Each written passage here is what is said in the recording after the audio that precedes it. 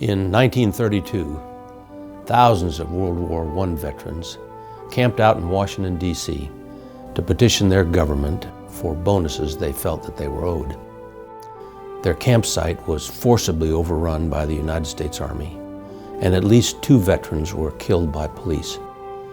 Then President Roosevelt told the American Legion National Convention in that same year that, quote, "No person, because he wore a uniform, must thereafter be placed in a special class of beneficiaries over and above its citizens," end quote. Now, Franklin Delano Roosevelt would later prove himself to be a great wartime commander-in-chief.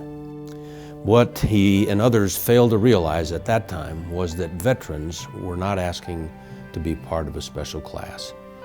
They just wanted a shot at the American dream, that dream that they had fought so hard to defend and preserve. Despite his comments and sentiments in 1933, 73 years ago, President Roosevelt signed what many historians consider to be the greatest social legislation ever passed by the U.S. Congress. As popular as the GI Bill remains even today, it took the horrific cost and bloodshed of World War II to remind many Americans just how great a debt is owed to our veterans. Veterans Day is the official United States holiday observed annually on the 11th of November that honors those persons who have served in the United States Armed Forces. It coincides with the anniversary of the end of World War I, which formally ended on the 11th hour of the 11th day of the 11th month of 1918, when the armistice with Germany was finally signed. The United States previously observed Armistice Day. The holiday was renamed Veterans Day in 1954. Most Americans, of course, profess to truly love and appreciate our veterans, especially at gatherings like those that many of you will attend later this week. And while their feelings are usually sincere, it's important to remember that veterans are defending us 365 days a year.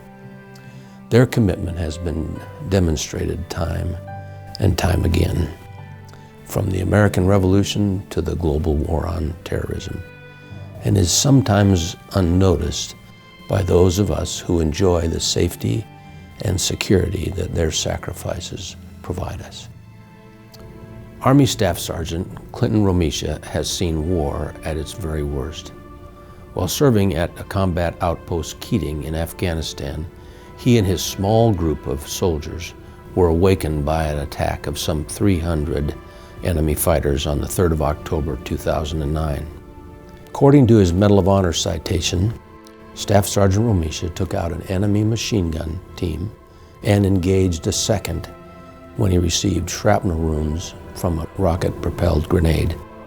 However, he continued to fight on. He killed at least 3 Taliban fighters and then directed air support that killed another 30. After receiving the nation's highest military medal, Staff Sergeant Romisha said that he felt conflicted. The joy, he said, comes from recognition of doing our jobs as soldiers on distant battlefields, but is countered by the constant reminder of the loss of my battle buddies, my friends, my soldiers. Sergeant Romisha's attitude is not hard to find among our fighting men and women. They will never forget the sacrifice of their friends, and neither will the Gold Star families who must cope without the love of those that they care so much for.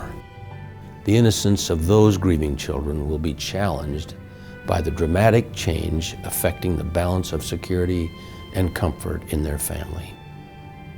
The hearts of these families will feel the sharp sting of their loss, leaving them only with the memories of a loving dad or mother. Life as they know it will never be the same. Our debt to these servicemen and women can never be repaid, but our appreciation and gratitude must go on forever.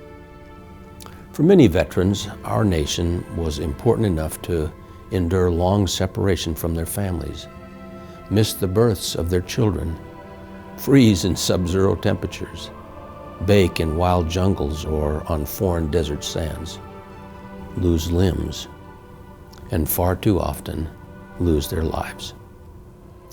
Military spouses as well have had to endure career interruptions, frequent changes of address, and a disproportionate amount of parental care.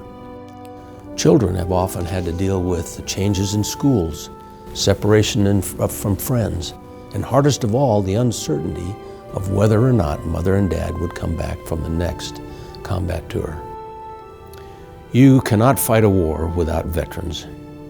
And while the utopian idea of a society without war is appealing, let us not forget that wars have liberated slaves, stopped genocide, and toppled terrorists.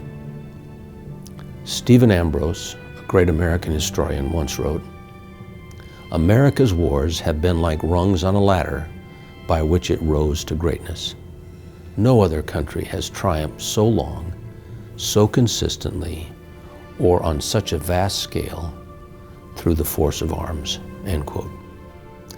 It has often been said that without our veterans, Americans would be speaking Russian, German, or perhaps even Japanese. Regardless of which view of alternate history you take, we do know that America would not be America without American veterans. As we look at the Middle East today, we know that there's a large, dangerous, and committed group of fanatics that are committed to the downfall of this nation and the death or enslavement of all of us. And while ISIS, Al-Qaeda, or any other terrorist group may lack the conventional weapons of Nazi Germany or Imperial Japan, they're every bit as evil in their intentions. Those who defend us from our enemies must be supported, whether their service was in Germany or Guam, Pleiku or NKP, Baghdad or Qatar. We need to serve veterans as well as they have and continue to serve us, even when the guns temporarily are silenced.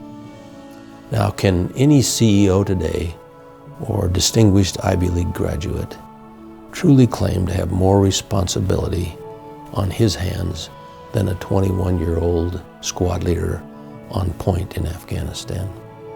Today, fewer than 10% of Americans can claim the title of veteran, and far less than 1% of us are defending us in the global war on terrorism. We must remember them. We must appreciate them, and we must show our appreciation and gratitude now and forever. May God bless all of you for taking time to view this. May God bless America and our American veterans. Thank you.